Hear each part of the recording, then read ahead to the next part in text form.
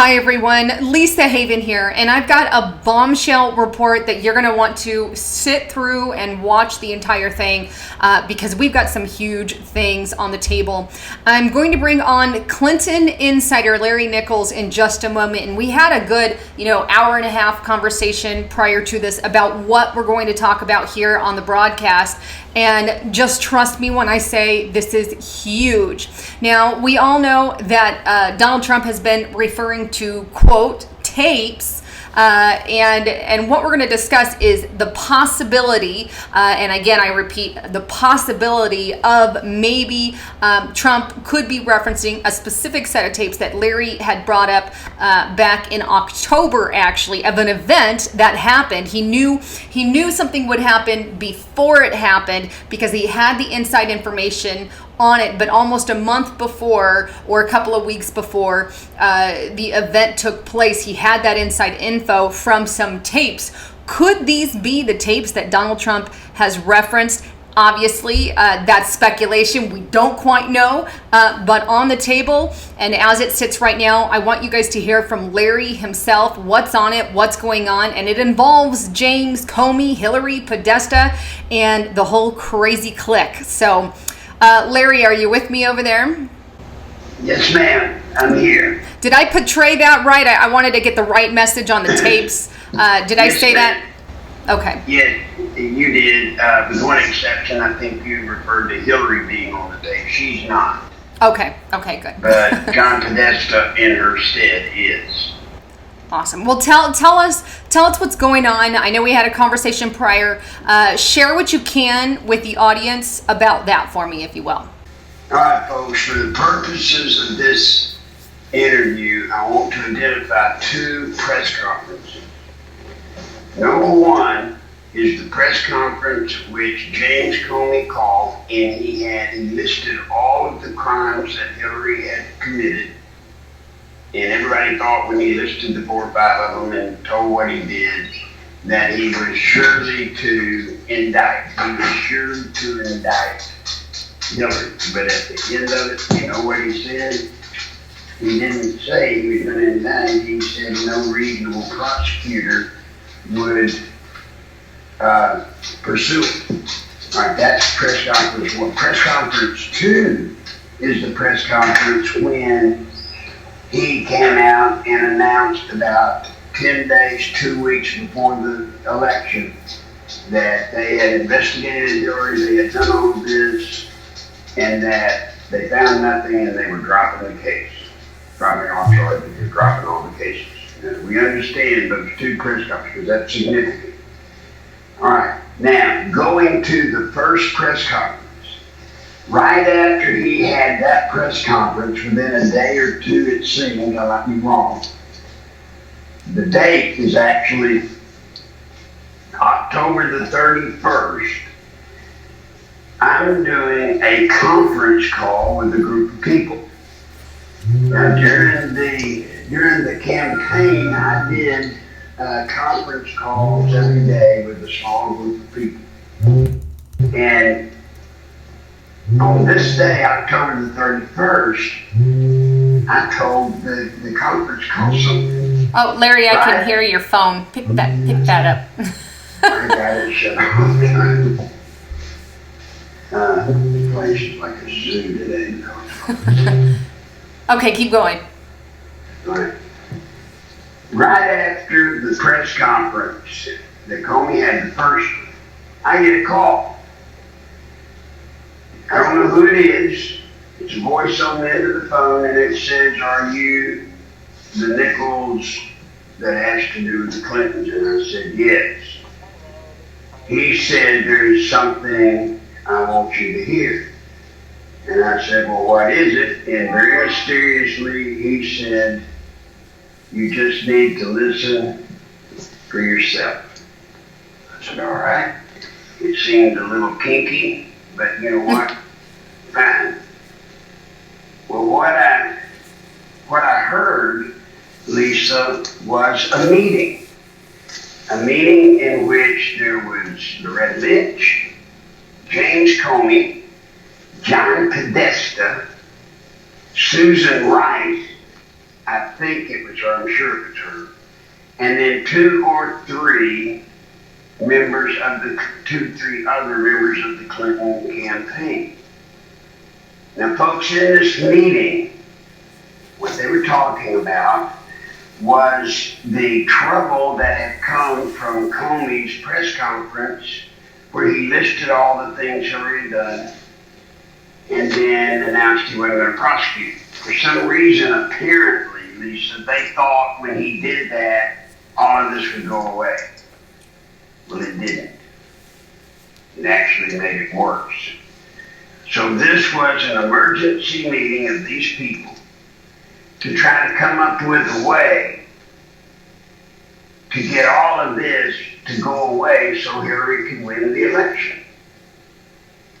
Now, Loretta Lynch told John Podesta, when they talked about different things they could try, different tricks they could pull, she asked Podesta, what about that thing y'all call rope-a-dope? Why don't we use rope-a-dope? Now, I know about rope-a-dope because, Lisa, I helped invent that little play back when I was with the Clintons. And what that is where you get the media and your opposition and everybody to buy into a story that you know is not true. But you get everybody caught up in it and everybody's crazy over it, and then at the last minute, you know what, you announce the truth, and the truth is the story's not true, and everybody looks like an idiot that got caught up in it. Well, what they were asking, or what Lynch was asking Podesta, could he not do rope-a-dope? Well, they talked about it and they decided yes. And what their plans were, that they were going to help with the help of the mainstream media, which they controlled, or they had control over, is what they said. One of them said in the meeting they had control over. They were going to use the mainstream media to go aggressively at Hillary for these quote-unquote crimes that they were implying that she had done, that Comey had implied she had done. They were going to go after it. They were going to leak, Lisa, that she was fixing to be indicted. Even though he had said what he did, she was fixing to be indicted, and they just had the rumors going crazy.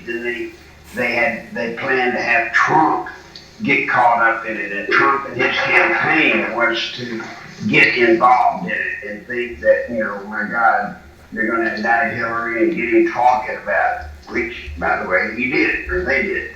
Right. Crooked Hillary. But the plan was, Podesta said sometime between a week to 10 days, or maybe a little longer, they will have another press conference, and then Comey, you will announce that you've done the investigation, you've looked into all of it, there's nothing there, and it's case closed. And everybody that spread all these rumors about her fixing to be indicted and about all of the trouble she was in, they were going to be made fools of. All right? That's what they talked about. Now, folks, this is the head of the Justice Department. This is the head of the FBI. This is Obama's person, liaison, Susan Wright. John Podesta, the head of Hillary's campaign, plus these two or three other campaign people. Do y'all realize what I'm telling you this meeting was about? This meeting, if you want a definition of collusion, this meeting was using the head of the FBI, the head of the Justice Department, to help Hillary win the election. Directly help her win the election. They were covering up her crimes to help her win the election. Right. And here, let me add this too, Larry. I know you had actually spoken about this prior to on October, let me get the date off that document, but on October 31st. Let me say this before you talk about that. Folks, I don't have that tape now. Let me be very clear. I heard it, but I do not have it. So then the problem becomes, Lisa, if I don't have the tape, I'm sure the people out there say, well, golly, he can just make all this up, right? Except what you got, Lisa. And here's what it is. Let's just be, blunt with it. Larry does meetings with people every once in a while, groups of people, Mary Ellen, multiple other people in this group. And I've talked to Mary and others there, but he meets with them every so often and, details events of how to get politically active and all of that, kind of briefly. But and in one of those meetings, he detailed this tape, and I'm just gonna repeat what you had said, and I'm quoting: "They played me a tape recording secretly made of a meeting at which Loretta Lynch, James Comey, a representative of Obama, and Podesta, and 3 to 4-ish others were present. I heard it. I know their voices. I assume those were their voices, and they called each other by name. They went over media sources, and they had it instructed for them. For example, they stated, Podesta, can you get a hold of ABC? Go to Stephanopoulos. I don't know how to, I'm butchering that, but they decided who would do that. Then they talked about the seriousness of the voter fraud getting out of control. We all know that happened. Podesta said because of that damn video by James O'Keefe, he was gripping. How in the hell were they so stupid to let that get recorded? Then Podesta asked Lynch what she could do to get him. James said there is something they can go after, so they plan to prosecute him, and it went on and on. The plot was to show me how Jack and I worked it out with reverse engineering, except it was a little more sinister. So those are some of the notes, just a piece of the notes that you had back from that October 31st meeting, but you detailed it more, and you went into a little bit of the game that they play there. But that's, in a nutshell, proving that you heard something and then it came to fruition just a short time later there with when Comey, we're going to drop the whole thing after leading everybody being led on, and then bang, that's exactly what they did. And these are the kind of games they're playing. And as far as the guy who has the tape, obviously he's scared for his life. And that's the reason he doesn't want his name out, and rightly so. I mean, it's unfortunate. It's the way it is. And I wish, and I'm kind of hoping and praying we can get the tangible tape itself someday. I hope it gets leaked. Your phone's on. It shouldn't be. It's all good. It's really loud. Now it's not, is it? No, you're good. But I'm just we've got all kinds of technical issues today, but it's good. But I'm just hoping that, this could be the tapes that Trump is referring to. And that's just speculation. We don't know. There could be others, but it's a possibility. And my hope is actually that they get exposed. But I know that the guy would have his life on the line. Now, you've actually been harassed because you don't have the tape. Obviously, you just heard it, but you've been harassed by people, correct? That you need to keep quiet on this. I talked about this, Lisa, day before yesterday on John B. Wells' program, and I talked about it night before last on Pastor Ernie Sanders' program, just like we're doing now. Right. Yesterday morning, I get a phone call, and it's a person with the Justice Department. Gave me his name. Now, let me say to everybody, I didn't see his badge or identification, but he seemed quite legitimate. And he said, Mr. Nichols, we understand you've been all over the radio talking about a tape that you have. I said, no, you're wrong. He said, well, you've been all over the airways, da-da-da-da-da. And I said, no, I don't have the tape. Well, you said you did. I said, no, if you really listened to what I said on the airways, you would know I said specifically I did not have the tape. He said, well, Mr. Nichols, we need that tape. We need you to surrender the tape to us. I said, I can't surrender it because I don't have it. And then he said, well, you do know that we can subpoena you and we can issue a warrant. I can have a warrant issued and we can have your house searched and we can find the tape. You'd be better off just giving it to us. I said, look, You don't even need a subpoena or a warrant. Just come on to the house and look. It's not here. I don't have it.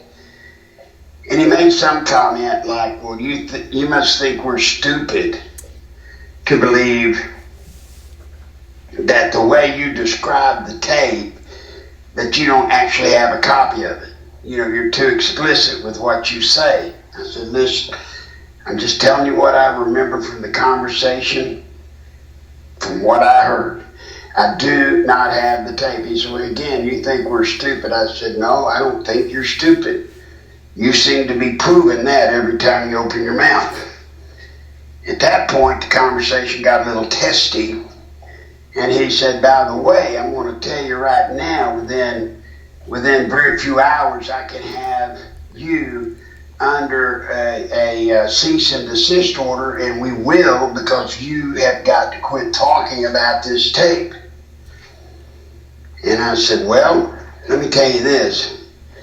You need to tune in tonight to the Pastor Ernie Sanders show and listen and see if I cease and desist talking about it.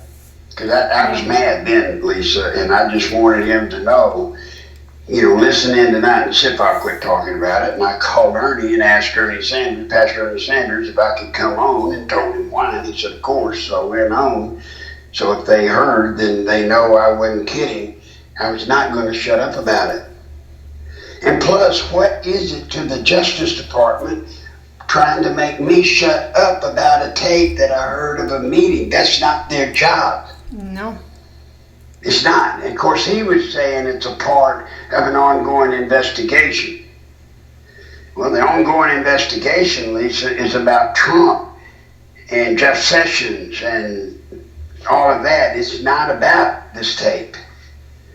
Well, so we hang up. About 45 minutes later, I get another call with the area code that was on the first one. This time, and I've got to be careful how I say this, so please, y'all, I'm not trying to be vague. I'm just trying to protect people that are involved. I get a phone call, same area code. Looks like it's coming from that guy again. I answer it, all ready to jump into the battle with him, but it wasn't him. It was another person inside the Justice Department, but they were very friendly. And they wanted to know, they asked specific, well, by the way, I said I had already been contacted. They were a bit shocked that I had been contacted, and they said, do you have the man's name? Well, I couldn't remember his name exactly, but I told as close as I could. And after a minute, she said, wait a minute, I know who you're talking about.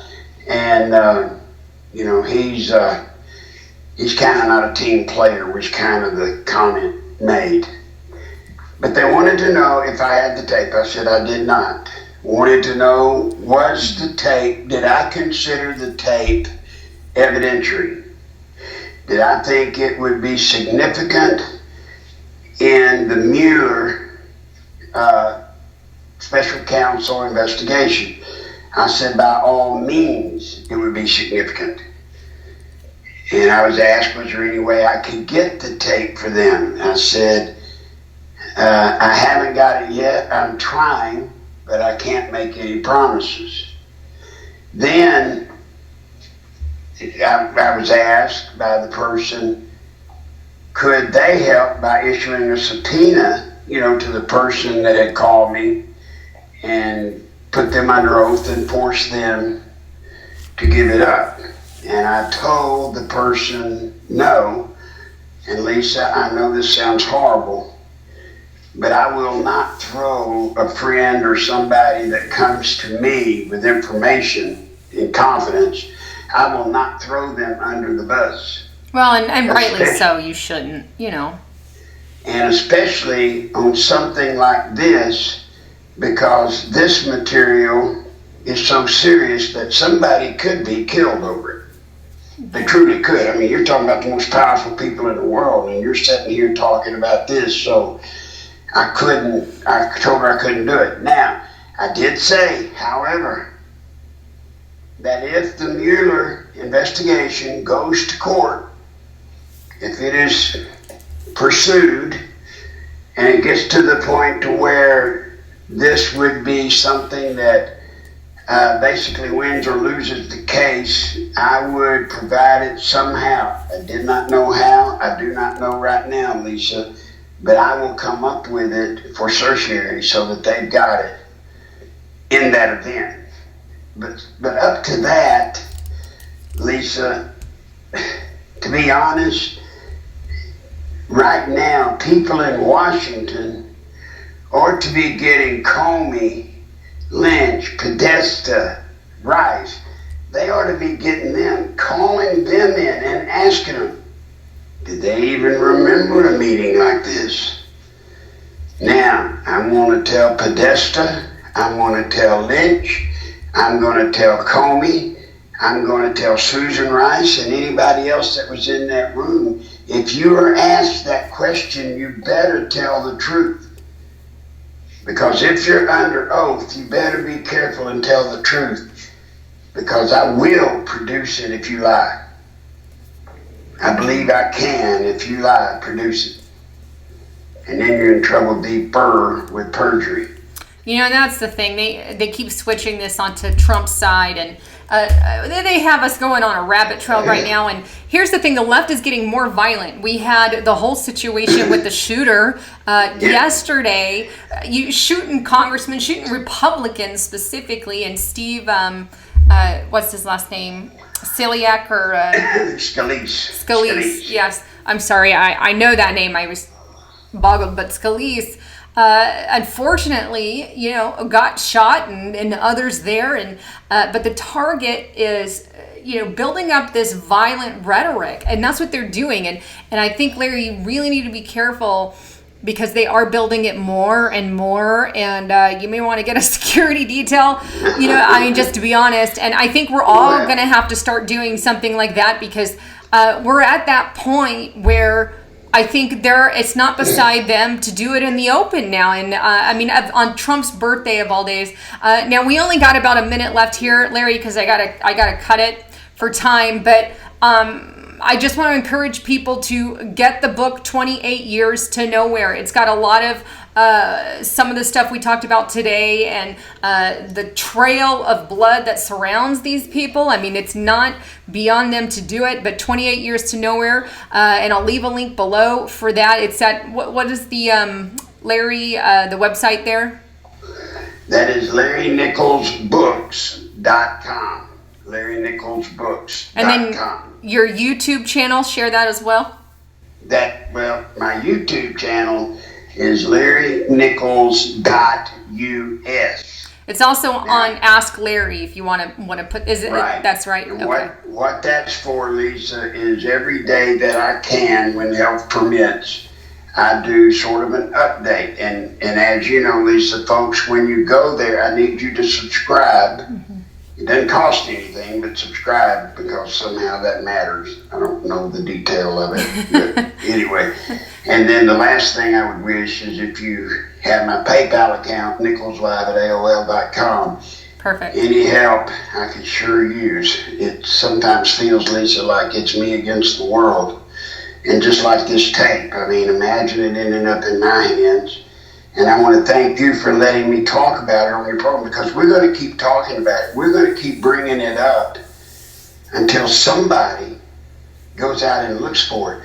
And there's one last thing I got to say, Lisa. You know, this whole thing, not one Republican has done one thing that should have been done. You know, they're talking about Trump and collusion with the Russians and the hacking, correct? Yeah. You heard James Comey say that the hacking, you know, he first saw it or came aware of it in 2015. Folks, think about this, please, and ask any Republican congressman or senator that you can get your hands on, who in 2015, whose job was it to protect our nation from foreign entities hacking into our computer systems?